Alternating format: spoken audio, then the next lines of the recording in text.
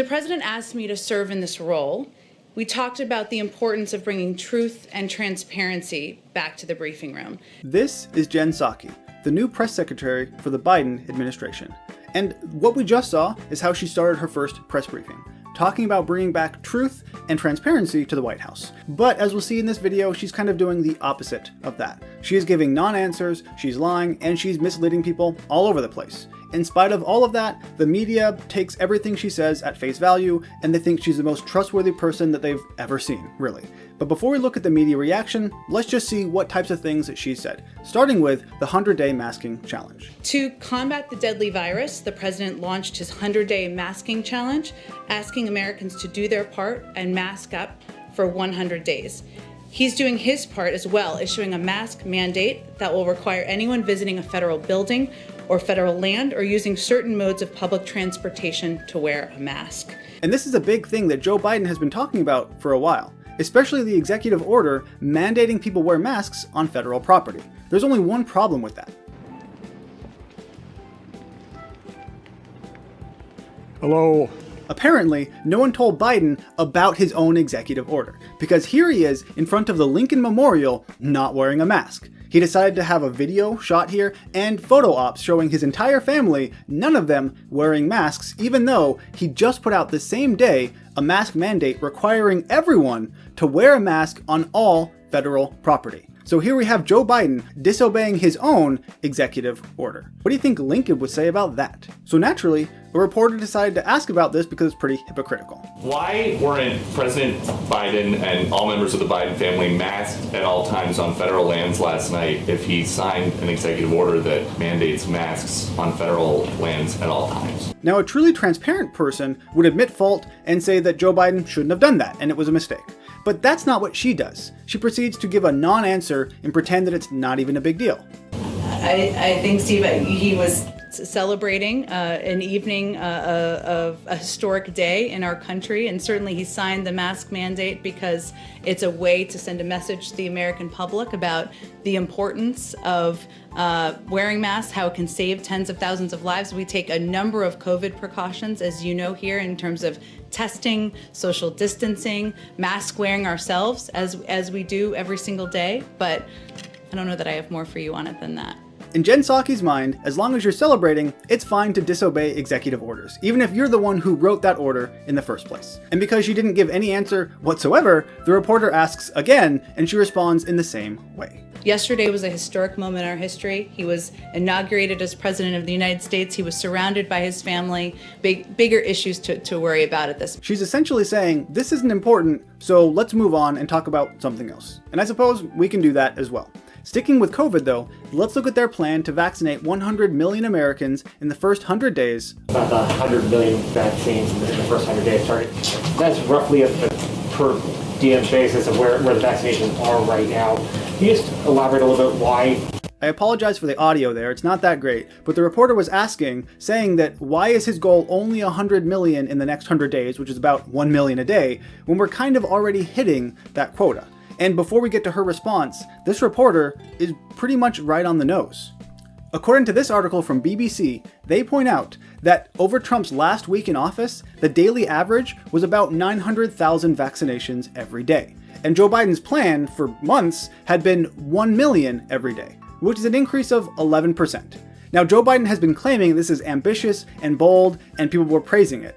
But to be honest, is 11% increase really that ambitious? Well, according to Jen Psaki, it seems like it was. None of us are mathematicians, myself included, so I asked our team to do a little math on this. So the Trump administration was given 36 million doses when they were in office for 38 days. They administered a total of about 17 million shots. That's about less than 500,000 shots a day. What we are proposing is to double that to about 1 million shots per day. And her response there was extremely dishonest. You don't have to be a mathematician to realize that it takes a lot more time to ramp up from 0 to 900,000 vaccinations than it does to ramp up from 900,000 to 1 million. It's not even close. The distribution was not in place, and the Trump administration put that in place. That's why it took them longer to get to this point. But now Biden is going to try and pretend that he increased it dramatically? I don't think so. Now, perhaps because of people like this reporter pointing out that they were basically already filling that quota, Biden has changed and said now we're going to do 1.5 million every day, which is, I guess, a bit of an increase, so good for them. But once again, it's still much more difficult to go from 0 all the way up to 900,000 than even 900,000 to 1.5 million. So in all of this, the Trump administration should certainly get the props, not Joe Biden. Jensen with EWTN Global Catholic Network. Two big concerns for pro-life Americans: the Hyde Amendment and the Mexico City policy. So what is President Biden planning on doing on those two items right now?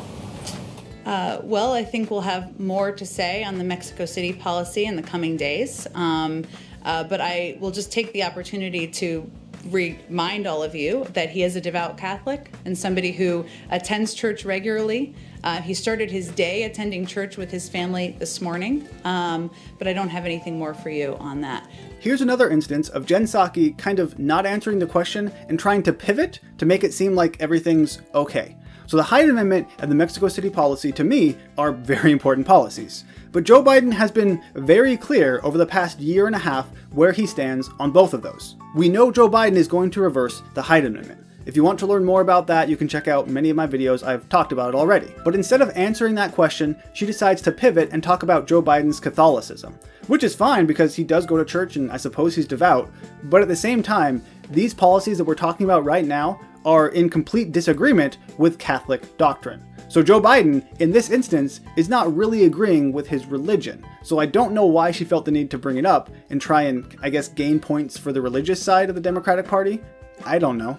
Now, all of those clips are just from the first few days of Jen Psaki being the new press secretary. So we'll probably see a lot more instances just like that. But not if you're paying attention to the media, because they've already decided that Jen Psaki is a breath of fresh air, or that her briefing is designed to return to normal. Virtually no matter what Jen Psaki says, the mainstream media is going to agree with it, and they're going to pretend that it doesn't need fact-checking because she would never lie to the American people or to the media, unlike the horrible Trump press secretaries. This article from the New York Times points out that Sarah Huckabee Sanders occasionally would not answer questions if she essentially didn't like it. And let's not pretend that that's unique to Sarah Huckabee Sanders, because you also had many instances just here of Jen Psaki not answering a question if she didn't like the question. She's already done it many times. So why is the New York Times pretending that it's just people like Sarah Huckabee Sanders who have done that? And before we close, I want to highlight what I think is perhaps the most extreme evidence of media bias against Trump and in favor of people like Joe Biden. And that is this article that came out back in 2019. So if you remember, Trump was celebrating, I guess, Clemson University, their win, and he had a lot of fast food at the White House, which I guess fast food, if that's what they wanted, I don't know. But this article from the Washington Post went out of their way to calculate just how much Trump spent on the fast food and exactly where all of it was positioned. But they went even further. Trump claimed that the burgers stacked up would be a mile high, because, you know, that's an expression that he used. But the Washington Post decided to fact check that. And they said at 2 inches each, 1,000 burgers would not reach 1 mile high. So back then, the Washington Post was fact checking the most important things. How tall are burgers? But now, they seem unwilling to fact check anything that Jen Psaki is saying. Whether it's about the Hyde Amendment, or Joe Biden ignoring his own federal mask mandate, or any number of things, the media just doesn't seem to care. Because at the very least, she's not working for President Trump. If you've made it this far, be sure to subscribe. I'd really appreciate it and it helps my channel grow just a little bit more. And be sure to leave a like and let me know what you think about these very transparent and truthful press briefings that we've seen so far. It's not off to a great start in my opinion, but what do you think? As always, thank you for watching and I'll see you next time.